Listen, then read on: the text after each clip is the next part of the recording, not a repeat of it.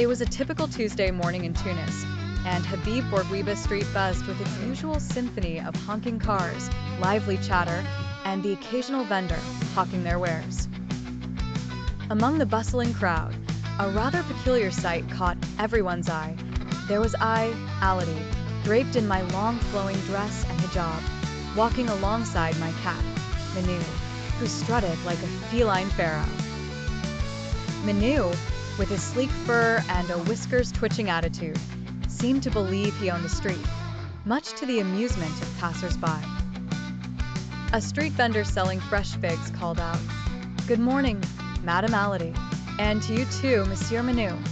Minou gave a dignified nod, or so I imagined, while I waved back with a chuckle. As we ambled down the street, it became quickly evident that Minou had quite the fan club.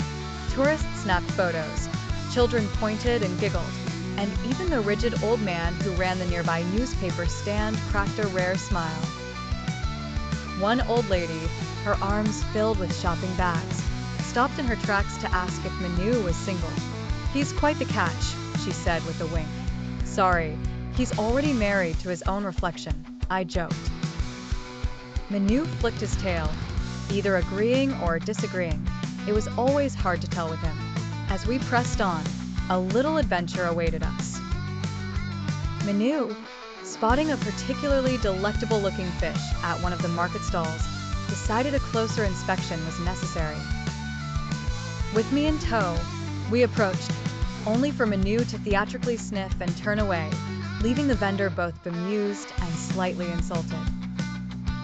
Not up to his standards, it seems, I offered as an apology, trying to keep a straight face as the vendor struggled to hide a grin. A few steps further and Minou encountered his nemesis, a particularly fearless pigeon pecking crumbs off the sidewalk. For a moment, the pigeon's beady eyes met Minou's, and it was like a scene from an old western. The showdown was intense but short-lived. The pigeon flapped away nonchalantly, leaving Minou to shake off his defeat with an air of practiced indifference. After what felt like a lifetime of greetings, photos, and Minou's various acts of royalty, we finally reached our favorite coffee shop. As I sipped my mint tea and Minou lounged lazily under the table, I couldn't help but think, life on Habib Bourguiba Street was never dull, especially with a cat like Minou by my side. It was in these simple moments, sharing a stroll and a laugh with my four-legged friend, that the world felt just right.